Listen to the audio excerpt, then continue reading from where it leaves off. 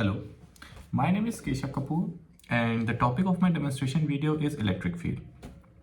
So in order to understand the electric field, what we need to do is first of all we need to understand what are the charges, why do they create electric fields and all that stuff.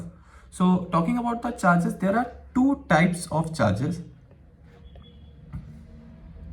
Two types of charges are there that are, the first one can be, you can say, positive charge, and the second one is negative charge. Okay. Now one thing which we know is if there are two positive charges and are close to each other, then definitely there is going to be some repulsion type of force between them. There are going to be some repulsion. And if we bring two negative charges close to each other, again there will be some repulsion. So we can say same charges repel each other. Repel. And when we bring two not same charges, one is positive and another one is negative, then they are going to get attracted. Unlike charges are going to attract. Unlike charges attract. Okay. Now if repulsion is happening, attraction is happening, अगर ये सब इनके बीच में हो रहा है तो जरूर कोई ना कोई फोर्स दो चार्जेस के बीच में लगने वाला है. मतलब एक पॉजिटिव चार्ज और उसके पास जब दूसरा पॉजिटिव चार्ज आता है तो रिपल्जन हो रहा है. मतलब ये पॉजिटिव चार्ज इस पे कोई फोर्स लगा रहा है और ये पॉजिटिव चार्ज इस पे कोई फोर्स लगा रहा है, तभी उन दो चार्जेस के बीच में रिपल्जन हो रहा है. ठीक है. तो अब ये आता कहां से है? कुलम ने इसके ऊपर एक लॉ दिया जिसको कहते हैं कुलम्स law. So now what we are going to do, we are going to discuss Coulomb's law, and Coulomb's law give us the formula for the force which acts between the two charged bodies. Okay, so we are going to discuss the Coulomb's law. So Coulomb's law tells us about the force between the two charged bodies. Force between two charged bodies. तो coulomb law कहता क्या है कि जो force हमारा दो bodies के बीच में होने वाला है वो प्रोपोर्शनल होने वाला है उन दोनों बॉडीज के चार्जेस पे.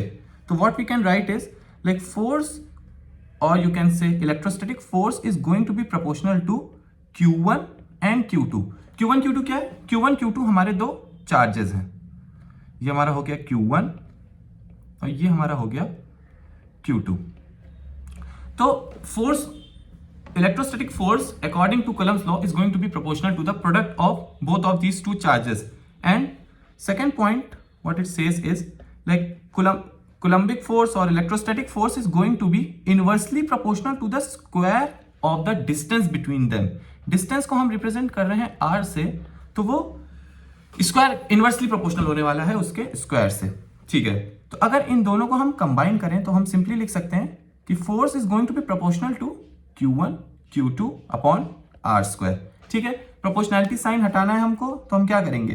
एक प्रोपोर्शनैलिटी कांस्टेंट डाल देंगे. Let us say that proportionality constant is K. So K is going to be Q1 Q2 upon R square. अब दिक्कत फंसती है कि अब इस K की वैल्यू हम लोग कैसे निकालें. तो K की वैल्यू निकालने के लिए सिंपली हम क्या कर सकते हैं कि सबको SI यूनिट्स में, तो Q1 को हम ले लेते हैं 1 कूलम. ठीक है. पहली चीज हमने ये कर ली. Q2 को भी ले लेते हैं 1 कूलम, और डिस्टेंस इनके बीच का जो हम रखते हैं वो रखते हैं 1 मीटर. तो यहां से जो हमारा फोर्स निकल के आता है, फोर्स की वैल्यू निकल के 9 इंटू 10 टू द पावर 9 के अराउंड. तो वहां से हमारा ये प्रोपोर्शनैलिटी कांस्टेंट बन जाता है. ठीक है. तो अगर हम इन सब जगहों पे रखें तो हमारी जो फोर्स की वैल्यू निकल के आती है वो 9 इंटू 10 टू द पावर 9 निकल के आती है. तो इसलिए हम कह सकते हैं कि K की वैल्यू हमारी हो जाएगी 9 इंटू 10 टू द पावर 9. अच्छा, ये फोर्स हमने मेजर किया है. ठीक है. तब ये निकल के आई 9 into 10 to the power 9. Okay. तो यहां तक हमारा डिस्कशन हो गया. तो प्रोपोर्शनैलिटी कांस्टेंट की वैल्यू K निकल के आती है जिसकी value 9 into 10 to the power 9 होती है. अच्छा, इसको हम 1 अपॉन 4 पाई एप्सिलॉन नॉट से भी सब्स्टिट्यूट कर सकते हैं. तो ओवरऑल जो हमारा फॉर्मूला बन के आता है फोर्स का वो हो जाता है 1 upon 4 pi epsilon not Q1 Q2 upon R square. Epsilon not हमारी हो जाती है permittivity of the free space. अभी सारा काम हम वैक्यूम में कर रहे हैं, लेकिन वही अगर हम किसी दूसरे मीडियम में चले जाएं तो हमको वहां पे एक डाइलेक्ट्रिक कांस्टेंट अपॉन में डालना पड़ता है। ठीक है, तो ये हमारा इलेक्ट्रोस्टैटिक फोर्स का फॉर्मूला निकल के आ गया। अब हम बात करते हैं इंटेंसिटी ऑफ इलेक्ट्रिक फील्ड के बारे में, और इलेक्ट्रिक फील्ड एक्चुअल में होता क्या है। Let us write down intensity of electric field.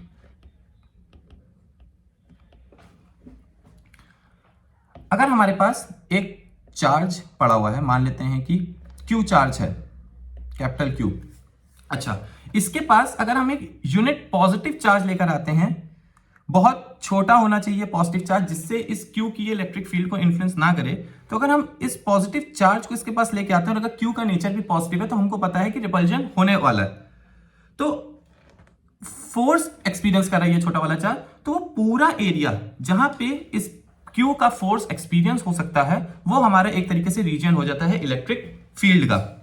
ठीक है, मान लिया कि हमारे जो छोटा सा टेस्ट चार्ज है इसको हमने रीनेम कर दिया Q0 से, तो हमारे जो इलेक्ट्रिक फील्ड का फॉर्मूला निकल के आता है वो सिंपली हो जाता है कि कितना फोर्स इस Q0 के ऊपर लग रहा है। अगर सेम होंगे Q और Q0 की वैल्यू सेम, मेरा मतलब कि अगर पॉजिटिव ही है दोनों तो रिपल्जन होने वाला है, अगर ऑपोजिट है तो अट्रैक्शन होने वाला है। तो वहां से हम ये लिख सकते हैं electric field is going to be force जो इस पे लगने वाला है Q0 के ऊपर अपॉन Q0। इस तरीके से हम इलेक्ट्रिक फील्ड निकाल सकते हैं। और इलेक्ट्रिक फील्ड को हम डिफाइन कैसे करते हैं कि वो सारा एरिया जहां पर force due to that positive charge और due to that charge is experienced to the test charge is going to be known as electric field और the region of electric field. ये चीज हो गई।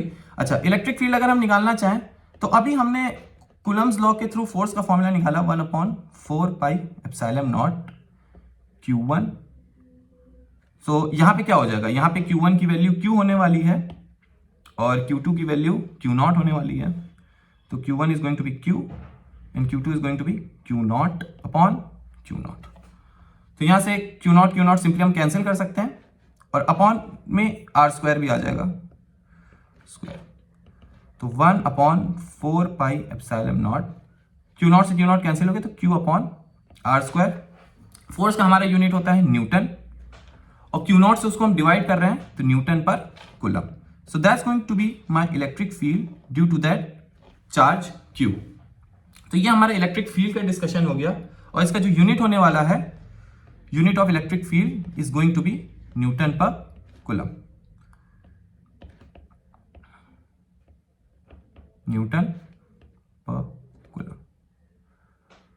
ठीक है, अब डिस्कस कर लेते हैं कि इलेक्ट्रिक फील्ड हमारा कैसा क्वांटिटी होने वाला है, स्केलर क्वांटिटी होने वाला है कि वेक्टर क्वांटिटी होने वाला है। ये डेफिनेशन हमारे दिमाग में क्लियर है कि scalar quantities are those quantities that only have a magnitude. लेकिन वहीं पे अगर हम वेक्टर क्वांटिटीज की बात करें तो they are going to have both magnitude as well as the direction. तो अब force, again force is a vector quantity. तो अब इलेक्ट्रिक फील्ड के फॉर्मूला में हम देख पा रहे हैं कि हम क्या कर रहे हैं, फोर्स अपॉन Q0 कर रहे हैं। तो फोर्स है मेरा वेक्टर क्वांटिटी और Q0 is a scalar quantity. तो अगर मैं फोर्स को एक वेक्टर क्वांटिटी को एक स्केलर क्वांटिटी से डिवाइड करूंगा so definitely my electric field is going to be a vector quantity. तो इसको रिप्रेजेंट करने के लिए हम इसके ऊपर कैप लगा देते हैं। So it is a electric field is a vector quantity, मतलब इलेक्ट्रिक फील्ड का एक मैग्नीट्यूड भी होने वाला है और एक डायरेक्शन भी होने वाला है,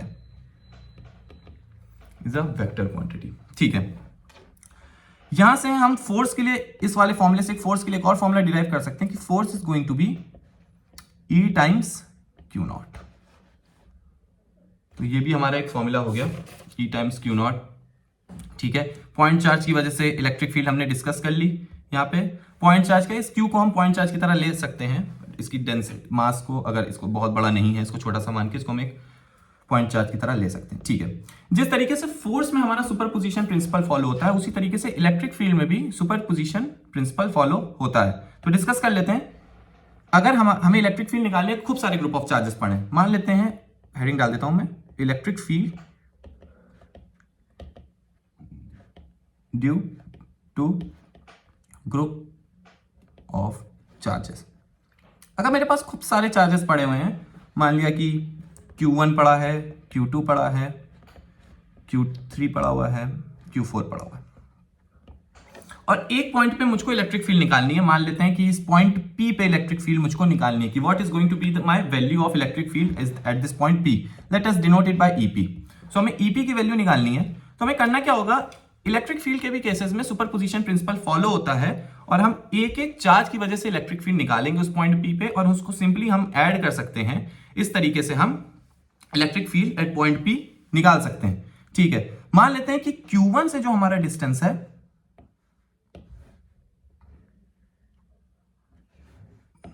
सॉरी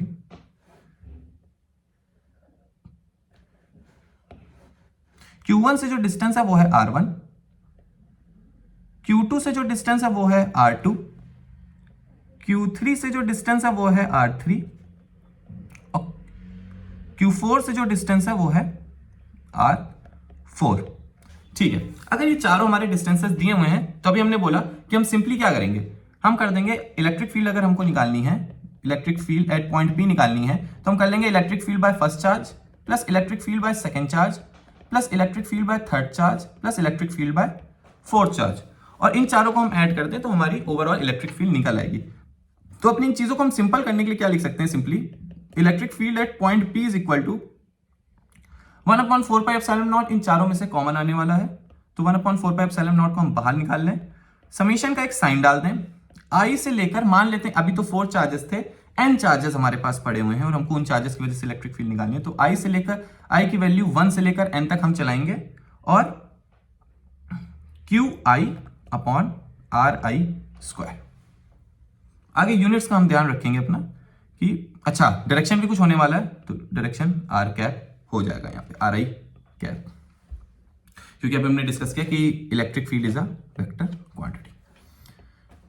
यूनिट्स अगेन हमारी वही हो जाएंगी न्यूटन पर कूलम। तो ये हमारा हो गया कि अगर खूब सारे पॉइंट चार्जेस पड़े और हमको इलेक्ट्रिक फील्ड निकालनी है किसी पॉइंट पे तो किस तरीके से निकाल सकते हैं। ठीक है, अब डिस्कशन कर लेते हैं हम इलेक्ट्रिक लाइन ऑफ फोर्सेस। तो next topic is electric lines of force. अब इलेक्ट्रिक लाइंस ऑफ फोर्स क्या है, जैसे हमारा एक पॉजिटिव चार्ज रखा था, पॉइंट चार्ज है पॉजिटिव, और इसके पास अगर हम एक यूनिट पॉजिटिव चार्ज लाते हैं तो क्या होने वाला है, रिपल्जन ही होने वाला है। और वो चार्ज हमारा एक्सपेरिमेंटली भी देखा गया कि वो चार्ज हमारा एक स्ट्रेट ट्रैजेक्टरी में फॉलो करेगा और रेडियली आउटवर्ड डायरेक्शन में जाएगा। वही अगर हमने इस पॉजिटिव प्लस क्यू की जगह निगेटिव क्यू रख दिया होता तो ये जो यूनिट चार्ज होता उनके बीच में अट्रैक्शन होता और वो रेडियली इनवर्ड आता स्ट्रेट लाइन में। तो ये जो लाइंस होती हैं कि जो एक तरीके से कह सकते हैं जो ट्रैजेक्टरी फॉलो करने वाला है यूनिट पॉजिटिव चार्ज, वो हमारी हो जाती हैं इलेक्ट्रिक लाइंस ऑफ फोर्सेस। ठीक है,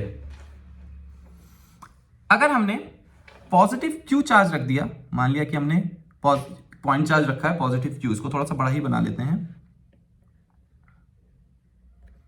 तो अगर हम टेस्ट चार्ज रखने वाले हैं तो test charge definitely outward direction में जाने वाला है। तो जो एक पॉजिटिव चार्ज की वजह से इलेक्ट्रिक फील्ड लाइंस निकल के आएंगी वो आएंगी स्ट्रेट लाइंस इन, और you can say they are radially outward straight lines. ठीक है,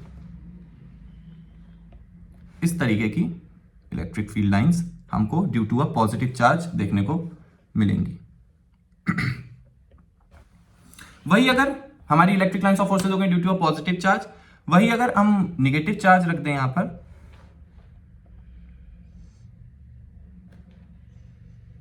निगेटिव चार्ज रख दें तो हमें क्या मिलने वाला है, अब हमारा जो टेस्ट चार्ज होने वाला है वो डेफिनेटली अंदर के डायरेक्शन में आने वाला है क्योंकि अट्रैक्शन होने वाला है, अनलाइक चार्जेस हैं अट्रैक्शन होगा। तो इस बार जो हमारी इलेक्ट्रिक फील्ड लाइंस होंगी वो अंदर के डायरेक्शन में होंगी। ठीक है, रेडियली इनवर्ड। ठीक है, अच्छा वही अगर हमारे पास दो चार्जेस रखे हैं सेम जिनका नेचर है उनको एक दूसरे के पास में रख दिया गया है, मान लिया कि एक पॉजिटिव चार्ज हमारा इधर रखा है और एक पॉजिटिव चार्ज हमारा इधर रखा है, तो क्या होने वाला है, इलेक्ट्रिक लाइन ऑफ फोर्सेस और ट्रैजेक्टरी अगर हम देखेंगे तो इन डायरेक्शंस में देखें तो पक्का बाहर की डायरेक्शन में जाने वाली है। लेकिन अगर कोई पॉइंट चार्ज हमारा इस डायरेक्शन में रखा हो, इस पोजीशन पे रखा हुआ है, तो ये वाला पॉजिटिव चार्ज भी इसके ऊपर फोर्स लगाएगा इस डायरेक्शन में जो कि इक्वल होने वाली, क्योंकि दोनों सेम चार्जेस हैं। ये वाला भी फोर्स लगाएगा इसमें, इस डायरेक्शन में। तो जो ओवरऑल फोर्स इस पार्टिकल पे लगेगा वो जीरो होने वाला है। इस चार्ज पार्टिकल पे जो ओवर फोर्स लगने वाला है वो जीरो होने वाला है। इसका मतलब कि कोई भी इलेक्ट्रिक लाइंस ऑफ फोर्स यहाँ पे हमको नहीं मिलने वाली है। तो इसी को ध्यान में रखते हुए अगर हम इलेक्ट्रिक फील्ड लाइंस बनाएं तो कुछ इस तरीके से मिलेंगी।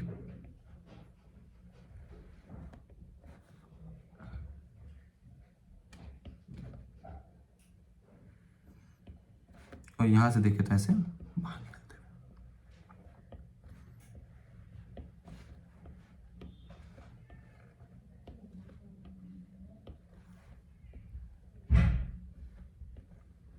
ठीक है, तो दो पॉजिटिव चार्जेस रखें अगर, तो इस तरीके की इलेक्ट्रिक लाइन ऑफ फोर्स हमको मिलेगी। वहीं अगर दो हमने ऑपोजिट चार्जेस रख दिए, एक रख दिया हमने पॉजिटिव चार्ज और एक रख दिया हमने नेगेटिव चार्ज।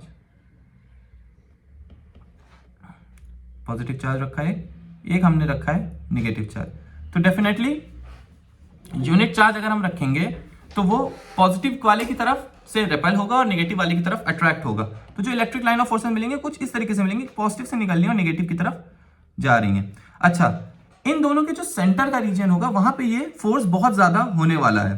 तो इसलिए यहां पे हम ये चीज देखेंगे कि जो हमारी इलेक्ट्रिक फील्ड लाइंस हैं वो काफी क्लोज हैं एक दूसरे के, और जैसे जैसे हम दूर निकलेंगे वैसे वैसे ये एक दूसरे से दूर होती जाएंगी। तो ये हमारी हो गई electric lines of force due to two opposite charges. तो इतना डिस्कशन हो गया। ओके, तो पॉजिटिव एंड से शुरू होंगी इलेक्ट्रिक फील्ड लाइंस और नेगेटिव एंड पे खत्म होंगी। अच्छा, अगर हमको फोर्स का डायरेक्शन निकालना है कि जो हमारी इलेक्ट्रोस्टैटिक फोर्स लग रहा है उसका डायरेक्शन क्या होगा, तो ये जो कर्व्स हमको मिल रहे हैं, जो इलेक्ट्रिक फील्ड लाइंस के कर्व्स मिल रहे हैं, इस पे हम जो टेंजेंट ड्रॉ करते हैं वो हमारा डायरेक्शन हो जाता है ऑफ द फोर्स। मतलब मान लीजिए कि अगर आपको इस पॉइंट पे फोर्स निकालना है कि फोर्स का डायरेक्शन क्या होगा, तो सिंपली क्या करना है, हमको इस लाइन से एक टेंजेंट ड्रॉ करना है और वो हमारा फोर्स का डायरेक्शन हो जाएगा उस पॉइंट पे जिस डायरेक्शन में फोर्स उस चार्ज पार्टिकल के ऊपर लगेगा। ठीक है, तो ये डिस्कशन हो गया। So I think that's all. Thank you.